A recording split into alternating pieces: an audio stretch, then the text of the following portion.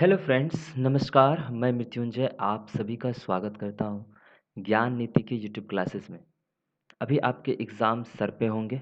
SSC CGL 2020, SSC HSL 2020, GD 2020 और MTS 2020, ये सारे पेपर आगे आने वाले हैं।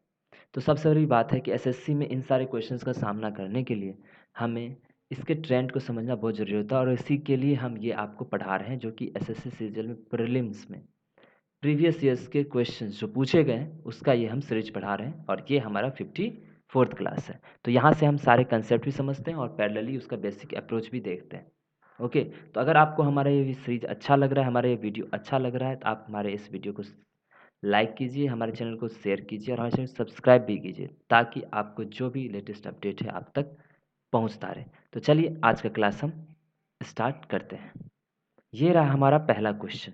ओके, इसको हम दो तरीके से बनाएंगे, एक एलिगेशन मेथड भी होता है और एक सिंपल मेथड भी होता है। तो हम दोनों चीज़ देखते हैं। क्लियर? देखो क्या कह रहा है। कह रहा है in a class of 50 student 46% are girls and remaining are boys.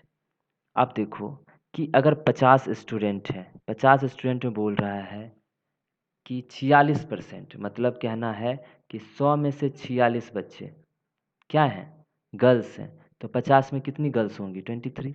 तो अगर यहाँ से देखोगे 50 टोटल स्टूडेंट हैं तो 23 हमारे पास क्या है, गर्ल्स हैं।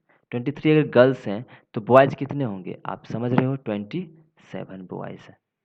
इतना हमको समझ में आ गया कि गर्ल्स और बॉयज़ का संख्या क्या दिया हुआ है। क्लियर? ठीक है, एक मिनट। ठीक है, अब आगे देखते हैं क्वेश्चन क्या कहता है। फिर कह रहा था average of the boys marks is 58। Average जो बॉयज़ मार्क्स है वो कितना है, एवरेज अगर देखूंगा इसका तो ये है आपको 58 and that of girls is 62। और आपको बोल दिया गर्ल्स का कितना है, 62 है। ये आपको एवरेज दे दिया। क्लियर?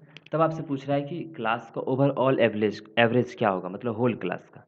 तो आप जानते हो कि होल क्लास निकालने क्या करना पड़ेगा, हमको पहले देखना पड़ेगा कि बॉयज़ का total weight, sorry total age कितना है, गर्ल्स का सब मिला के टोटल एज कितना है, और दोनों जोड़ के 50 से क्या कर देंगे।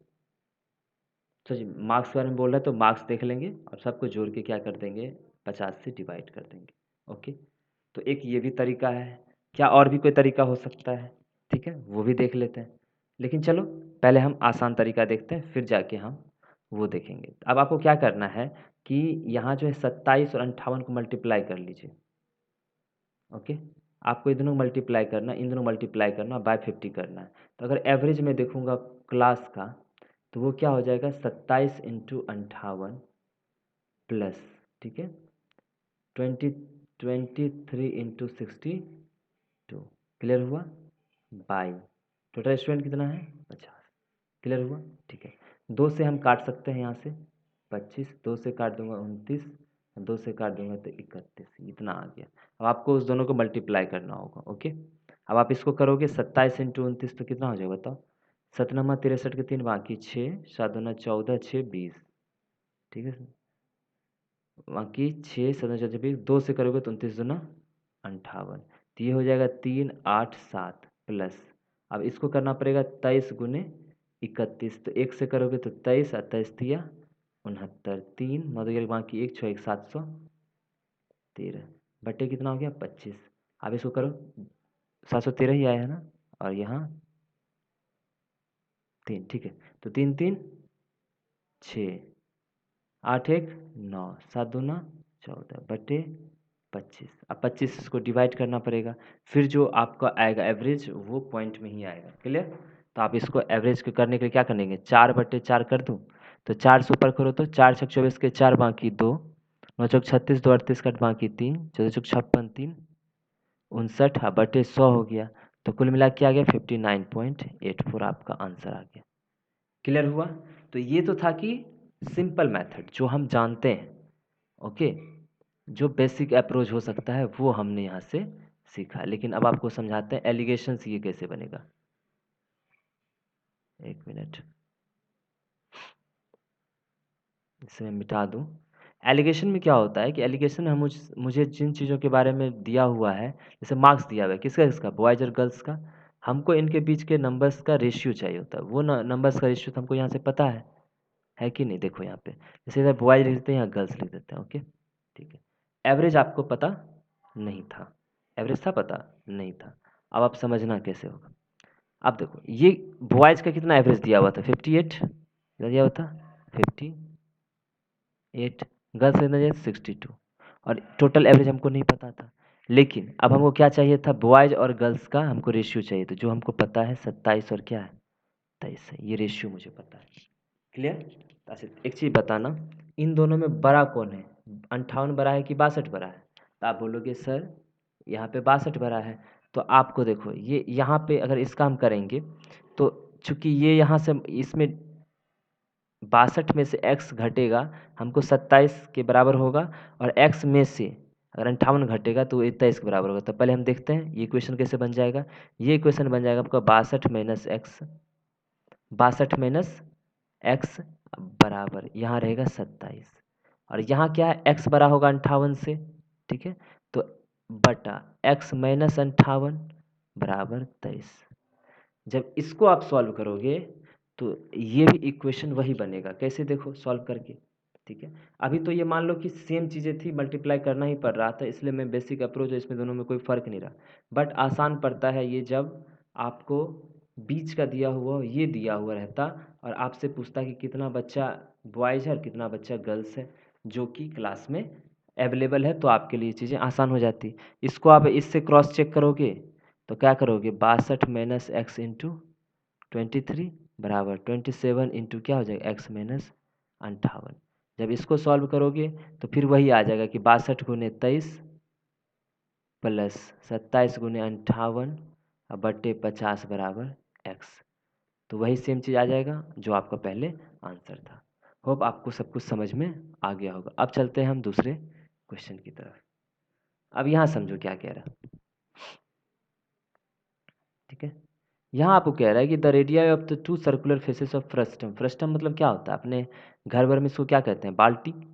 ऐसे करके ये बाल्टी बना हुआ रहता है, यहाँ से ये रहेगा और यहाँ पे ये बना रहेगा, ठीक है। क्लियर? ये समझ में आया? ठीक है। अब वो क्या बोल रहा है कि हाइट इसका 14 सेंटीमीटर दिया है, मतलब ये आपको 14 दिया है यहाँ से यहाँ तक का हाइट, ठीक है। और बोला कि उसका जो रेडियाई है, समझिए मेरी बात, रेडियाई जो है वो कितना है आपको बताइए। क्या बोल रहे हैं, the radii of two circular faces of the frustum of a cone of height इतना आर 5 सेंटीमीटर एंड 2 सेंटीमीटर, मतलब यहाँ से ऊपर का वाला 5 सेंटीमीटर है और नीचे ये कितना है 2 सेंटीमीटर है। तो पूछ रहा है what is the volume of इसका। अब आप ध्यान देना, आपको कौन ये अगर आगे बढ़ाओगे थोड़ा सा इसको पीछे मिला दो, ये एक तरह से कौन बन जाता है, बनता है ना, ठीक है। तो कौन का क्या होता है, अगर मैं वॉल्यूम ऑफ कौन बोलूँ, क्योंकि हम याद रखना ज़रूरी है, वॉल्यूम ऑफ कौन क्या होता है भाई बताओ, 1/3 into pi r square h, यही होता है। अब आप आपको वॉल्यूम ऑफ अगर ये चाहिए, वॉल्यूम ऑफ फ्रस्टम, ठीक है, इसी के जैसा होगा बट थोड़ा डिफरेंस होगा। क्या होगा डिफरेंट, 1/3 पाई तो वही होगा। अब इस आर स्क्वायर का यहाँ पे मैंने खेला, क्या है आर स्क्वायर है तो एक बार R1 स्क्वायर प्लस फिर R2 square plus R1 R2 हो जाता है इंटू एच हो जाता है। मतलब मेरा ये हो गया R1 और ये हो गया मेरा R2, मतलब R1 मेरा 5 सेंटीमीटर हो गया और R2 में कितना है ना 2 सेंटीमीटर। अब आप इसको पुट करो 1/3 और पाई के बदले कितना बोला है आपको, देखो 22/7, तो 22/7 रख देते हैं इंटू R1 का स्क्वायर, R1 मतलब 25 प्लस R2 का 2 है, 2 दूना 4 प्लस R1 R2 मतलब 5 दूना 10 इंटू एच कितना है 14। क्लियर हुआ? तो 7 से कट जाएगा 2 बार में, ठीक है। अब देखो कितना बच गया 22 इंटू 2/3 इंटू 25 10 35 4 39, 3 से काटोगे इसको तो क्या हो जाएगा, 3 से काटोगे तो 13×3 = 39, ठीक है। तो 22 दूना 44 इंटू 13, तो 13×4 52 के 2 बाकी 5, 13×4 52 5 57, तो 572 सेंटीमीटर क्यूब इसका क्या हो गया वॉल्यूम हो गया। तो आपको बस यहाँ पे ध्यान देना है कि दोनों का लगभग सब चीज़ सेम रहता है, बस यहाँ आर स्क्वायर की जगह ये आ जाता है और ये फॉर्मूला आपको ध्यान रखना पड़ेगा और याद रखना होगा, ठीक है। इसी तरह से देखो अब मैं इस बोल रहा हूँ कि अगर इसका कर्व सरफेस एरिया बोलता है CSA, तो वो आप बताओ CSA कौन का कितना होता है। अगर मैं कौन का बोलूँ तो वो होता है पाई आर एल यहाँ क्या हो जाएगा बताओ, CSA ऑफ फ्रस्टम, ये हो जाएगा पाई इंटू आर है तो सिर्फ एक है तो R1 plus R2 into L, ये हो जाएगा वो फ्रस्टम का कर्व्ड सरफेस एरिया। और अगर फुल सरफेस एरिया चाहिए तो इसमें जोड़ना पड़ेगा एक नीचे का पाई R1 square plus pi R2 square, समझ गए? तो ये जोड़ दोगे टोटल सरफेस एरिया भी आपका आ जाएगा। ठीक है, अब चलते हैं हम नेक्स्ट क्वेश्चन की तरफ। ये रहा हमारा नेक्स्ट क्वेश्चन। इसमें आपको क्या ध्यान देना, देखिए ठीक है। अब आपको यहाँ पे क्या बता दिया है, आपको बोला है कि A is 50% more efficient than B and सी।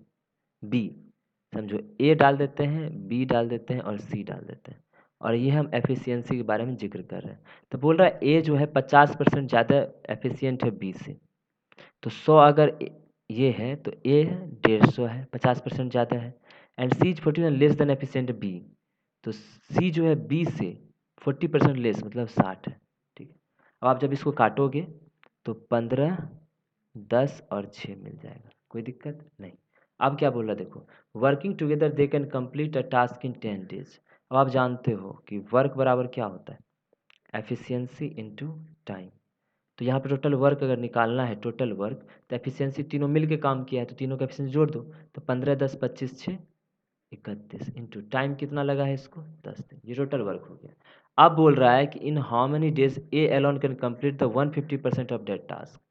अब पूछ रहा है ए के बारे में, क्या पूछ रहा है, टाइम बोल रहा है, ए के बारे में टाइम। तो यहाँ से देखोगे अगर इक्वेशन से, तो टाइम बराबर, सॉरी, तो टाइम बराबर, एक मिनट ये क्या हो गया,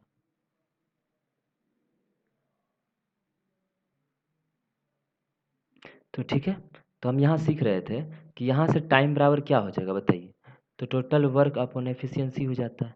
ठीक है, तो टाइम बराबर हो गया वर्क अपॉन एफिशिएंसी। तो टाइम किसका किसके बारे में पता करना है, अब कौन काम कर रहा है, ए, तो सिर्फ ए के बारे में पता करना है, तो एफिशिएंसी भी सिर्फ ए का लेंगे।